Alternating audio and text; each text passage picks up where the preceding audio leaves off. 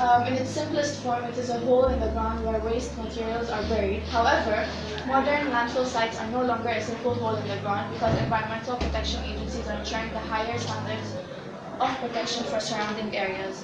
Yeah, isn't that kind of what the open burning and things like that are? How people are using, many individuals are disposing here in Ghana? A lot of factories in Accra generates and construction and demolition materials, so ivory glass, wood and ashes, stainless steel, and aluminum. And these are from personal experience. I would like to mention my dad's company. It's Samurai, by the way, that produces all of these.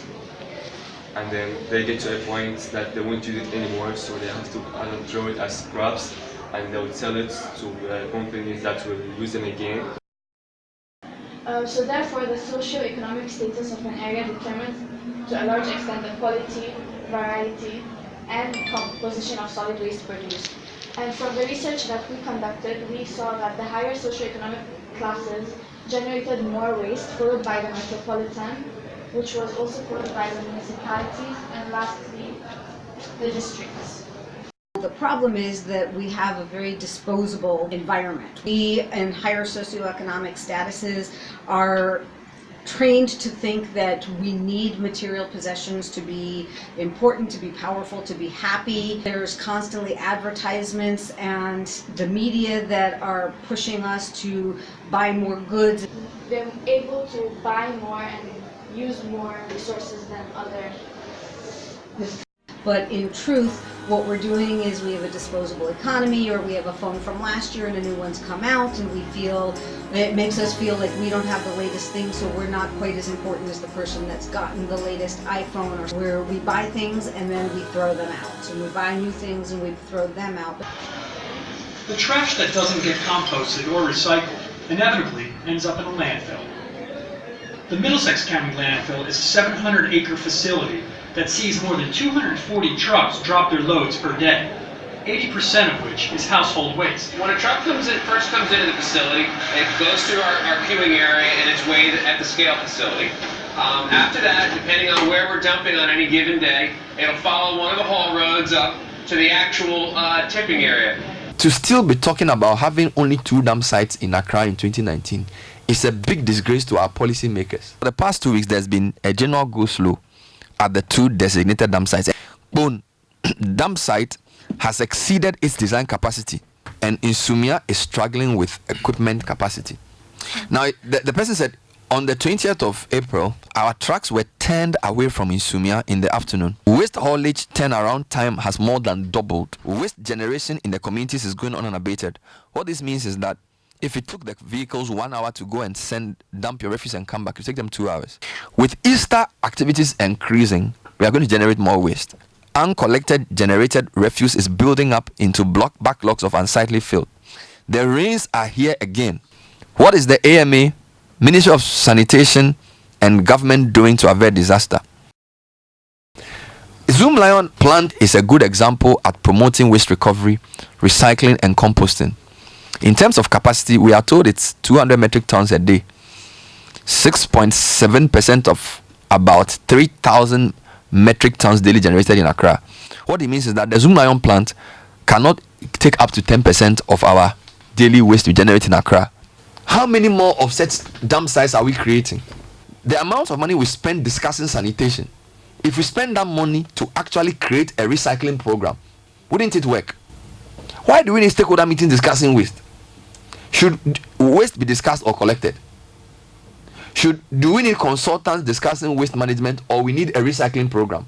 What is there to learn about waste management that we are discussing again? Why are we waiting for our gutters to get choked again? I really believe that the reuse, the recycling, the reduction of waste has taken place as industries and as residents understand that they can definitely impact the amount of trash that they generate. When you put on the curb, it just doesn't disappear. It has to go somewhere. Because a lot of things can't be replaced or fixed or modified or upgraded. Instead, I think we should be looking at more options for sustainability and circular economy. We should be looking at what types of materials and items we have that can be repurposed and built into new items that we can find useful, and because we take something old and make it new again, that will again, help make us happy because we have a new item and something that we've used of our own accord to make into something better.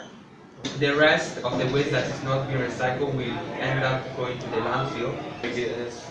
For the advantages of building a new landfill, it's a cheap method of waste disposal for a wide variety of materials with low setup and running costs. There is many advantages of building a new landfill, and most important one is burying can create energy that can power an entire community. Sites that are too close to settlement reduce the cost of transporting the waste. As here we have in Tema, they have to go all the way from Accra, and I guess time in traffic, which made the cost higher. So. And this last point takes us back to the point we talked about before, where only 60% of the waste being generated is actually being collected, and this can be one of the reasons why, because some people feel like it's too far for them to actually take their waste there, or some people may not necessarily afford to pay the companies for them to come and take the waste that they're generating. Again, with disadvantages, the areas around the landfill becomes heavily polluted. The harmful chemicals can be transferred into groundwater system, bringing of dangerous gases that causes air pollution and global warming. And then we have the developed sites can be developed because of the surrounding and then the presence of the landfill near it. As like imagine in Dubai having the landfill in the middle of the city. Question about these disadvantages, because these look like these are disadvantages of landfills that are not properly developed. Does that mean that a properly developed landfill doesn't have any kind of disadvantages? Disadvantage is that the landfills are too far away from the actual city. People feel as though they won't be able to get there, and that is why most of the waste is not being collected. However, it's also a disadvantage if it is in the city. So that's a disadvantage. But this is what I'm. Are you going to recommend a size for our landfill? Yeah. Because I see that as a possible disadvantage, the amount of land and space we're going to need to be able to develop this landfill. The statistics I've heard, they range anywhere from 45 to 60% of our garbage that's going off to landfill. As about 60% of solid domestic waste being generated in Ghana can be composted. That's a big component of the waste. We strongly advise that this percentage should be composted instead of being dumped in the landfills. Compost, which is black gold. This is an essential soil amendment that's so critical to mix composting with the black soil if you want to have effective gardening. And it only leaves the last 20% of solid domestic waste to be dumped in the landfill. Hence, the percentage of waste being dumped would decrease, and as a result, landfills would be more sustainable and long-lasting, and we wouldn't have the need to construct such huge size landfills. So here we see the clay and the synthetic liner, and then the drainage layer. Landfill are the environment and financial cost of the landfill operation and management must be paid by the users and not transferred to the future generations. So we find the need to act now and not just keep on throwing this problem to the future generations. Aftercare phase, the landfill must not consist risk for the environment or the public health. Whereas landfills, not so much. Landfills can contribute to greenhouse gases. Composting helps in terms of carbon sequestration. So we can all compost at home. One, you don't have to haul it to the landfill. Two, you can, have this wonderful, you're turning waste into a valuable product for farmers or gardeners. And you can build a compost bin out of anything. But here in Accra, I found a very simple, cheap, effective way to do it, just using old tires. And I'll show you outside. But we cut the sidewalls away, we dig a hole, and under the ground there's a basket or some wire mesh down there that lets the earthworms come in and lets the water drain out, and it keeps the rats out. So it's pretty simple. If it came from a plant, throw it in there. Coffee grounds, including the paper. Paper comes from trees. So the coffee filter, the tea bags, any paper that you can't recycle, like for example, a pizza box or the bread bag, you can throw that in. Shredded paper does well, carbon paper, because the paper and the tree parts provide carbon. And then the greens parts, so your fruits and vegetable scraps, your greens like your rice, your pasta, your bread, anything that was green when it was growing, that's going to provide nitrogen. Go into more of that when we go outside. And then eggshells, because they provide wonderful calcium. Another thing I don't have on this list is hair or fur, because that provides phosphorus. So and banana shells, they provide, banana peels, they provide potassium. I mean, technically you can compost these things, they'll break down, but the smell, we just want to be a good neighbor. We don't want to have those rats coming around attracted to the smell. Keep out any weeds that have seeds or weeds with a disease, because that disease will spread and those seeds will actually grow. Human, dog, or cat poo. If an animal eats meat, its poo is going to have parasites in it. But if an animal is a cow, horse, goat, anything that's vegetarian, its poo is good, so you can throw that in your bin. A couple of questions. Yeah. Now you were talking about not using human or animal feces, but I do know there's such things as composting toilets. Yes. So, because you were talking more about the parasites issue. Yeah. So you can compost the stuff, but you have to be careful to get it up to a high enough temperature that it's going to kill the parasites. So there's a lot of human compost toilet where you add sawdust and it's deep underground and it's very focused. Since this is a home method, I can't be sure that you're going to get hot enough to kill the parasites, so just to be safe. And do you know what's causing the heat? It's the actual decomposition process that's adding to the heat in the compost, in the materials that are being broken down. Sure. But your compost pile is always going to be slightly warm because it's making that heat, it's generating heat. And then here in Ghana, of course, it's hot all the time. You put it in some tires that are absorbing the sun, and it's just going to make that break down even faster. But if you want your compost to compost faster, the basic rule is that greens, if you have too many greens and not enough browns, your compost is going to get slimy and it's going to smell. So all you have to do is add more browns. So throw in some paper, throw in a bunch of leaves, some wood chips, and then it'll slow down, the smell will go away. Yeah. I wanted to ask what exactly is meant by the greens and the browns. The browns is like paper and leaves and... So think about a tree trunk, we call it brown, right? So anything that came from a tree is brown and that's got carbon. So the paper, the small branches, leaves, coconut husks, anything that came from a tree. So those are brown. Now think, and then if you have too much browns and not enough greens, your decomposition is going to slow down.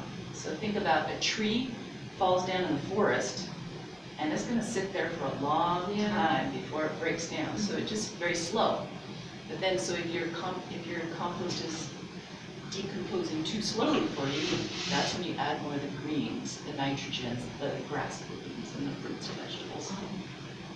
And you were talking about putting things like shredded up pizza boxes, not adding fats and oils. Are the pizza boxes, if there's some grease on it, okay to add to the compost? Yeah, if it's just a little bit of grease, it's fine. Where I live, around me, I've never seen any grass or any tree. Well, you need to because ask it's- your... Well, what you could do for initial setup in a case like that is to, again, build a bin, but this time with a bottom on it. Yeah. And the one thing that you would probably need to do is find earthworms that you could put into the material to help the decomposition process. Because there are places in the US where they actually have these composting bins which are right inside your kitchen that have earthworms in them. And so Yes. it's not like it has to be built in the soil, but because we have a lot of that opportunity here. do this as a business or a hobby? For me, it's just a passion because I love to garden. Because it's so simple and easy to do it at home. I honestly didn't have any idea that something like this is happening over here in Ghana. So if I think there's no education on it, people would be more encouraged to actually compost because it seems very easy. If you came from a plant, you can compost it. And what I do, and I'll show you the compost bins outside.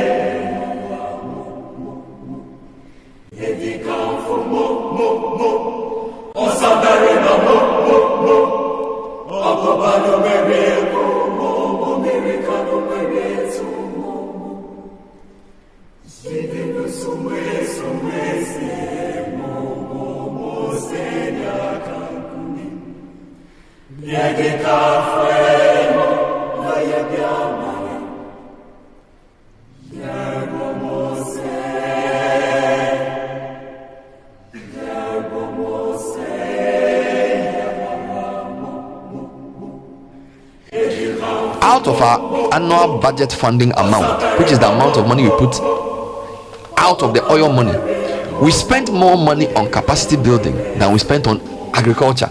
Here is somebody telling you ahead of time that you are going to have a problem because the state of your dump site is not right. I hope we are not waiting for the dump site to completely close down and have a field crisis before we decide to resolve the problems of the road and the capacity of the two dump sites. This is Chief Barb from Greentown. Myself and my community support the Tama restoration agenda.